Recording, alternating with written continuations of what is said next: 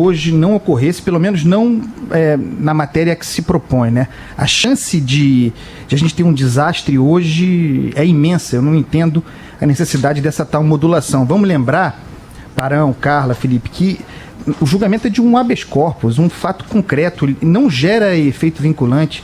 No máximo, e é disso que se trata, uma repercussão geral, uma recomendação.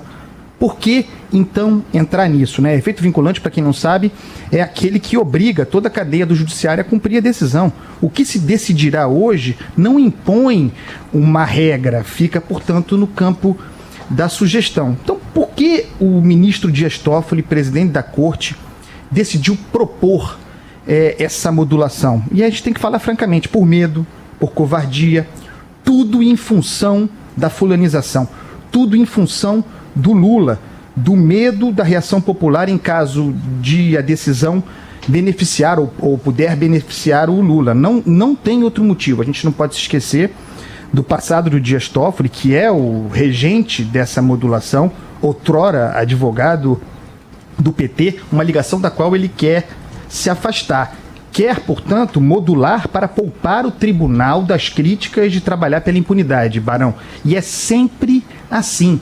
Nós temos falado disso aqui diariamente, mas, por outro lado, fazendo isso, ele não percebe que fulaniza, politiza e expõe ainda mais o próprio tribunal. Vou repetir aqui, não é previsão, pelo amor de Deus, que a chance de desastre é imensa. E eu tenho dúvida mesmo sobre se esse julgamento, considerando a discussão que está contratada, termina hoje.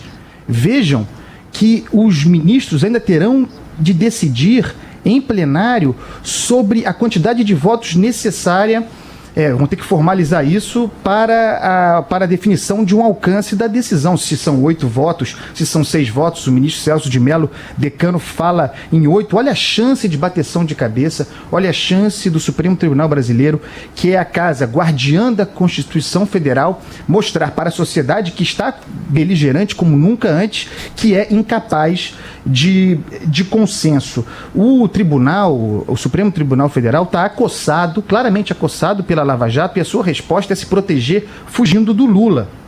Vamos lembrar, Barão, da questão da possibilidade de cumprimento de pena após condenação em segunda instância. É outra matéria da qual o Supremo corre. Corre por medo de apanhar da sociedade nas ruas e costura para o futuro uma solução que fuja do Lula. Tem 2 ações declaratórias de constitucionalidade no tribunal, relatadas pelo ministro Marco Aurélio. Elas resolvem o problema, seja qual for a solução, porque elas aí sim geram um efeito vinculante. É muito simples. A Constituição diz uma coisa: vamos estudar, vamos decidir. O sujeito foi condenado em segunda instância, cumpre prisão ou não? Decida-se. Mas o que costura o Dias Toffoli, Barão, para fugir do Lula? Uma solução intermediária, como agora, nesse caso. Qual é a solução intermediária? Passa a cumprir a pena com efeito vinculante, segundo o Supremo Tribunal, aquele que for condenado em terceira instância. Isso porque o Lula já teve a sua condenação ratificada pelo STJ, pela terceira instância, portanto, ficaria livre do alcance de uma decisão. Vejam que porcaria, que covardia, que medo. Um tribunal, uma corte constitucional que se orienta em função de um fulano. Nesse caso de hoje, a modulação que se costura é para fugir do Lula de novo. Então, tá lá. Tem 2 réus. Um deles é delator. Naturalmente, o réu delatado, ele é acusado pelo outro réu. É claro que ele tem que falar por último. Isso é uma obviedade. Mas o que o Dias Toffoli costura? Que essa decisão só se aplique para aqueles que reclamaram disso no momento das alegações finais.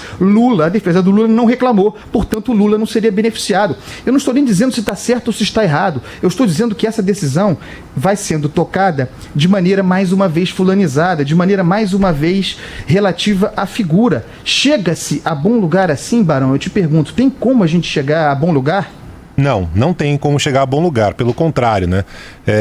Tanto a decisão de hoje como a decisão que deve ser realizada ainda nesse mês, essa história da segunda instância, né, leva a crer que teremos aí, se de fato os ministros levarem adiante, um acordão que só vai interessar para os poderosos, para quem tem condição de ter bons advogados, né? Enfim, e aí a Lava Jato é jogada no lixo de forma definitiva. Fala, Andreasa. E tenho mais uma coisa para completar. Além de tudo isso, o grande risco da gente ter uma outra briga hoje no tribunal. Mais um espetáculo de beligerância. Por exemplo, entre Gilmar Mendes e Roberto Barroso. Sim. O Gilmar Mendes orienta o seu voto não com base em jurídica, mas para que os juízes honrem as suas calças, né, que é uma vergonha que um juiz fale isso no tribunal, e a decisão seria uma espécie de corretivo aos procuradores da Lava Jato. E de outro lado, o ministro Roberto Barroso, querendo que a decisão valha a partir de agora, olhando para frente, o que também me parece uma aberração, para preservar a Lava Jato, mesmo dos seus erros e dos seus excessos, considerando que quem não vota com ele está contra o combate à corrupção, o que não é verdade. Então, promete-se uma tarde de emoções e de muita tristeza para a ideia de corte constitucional.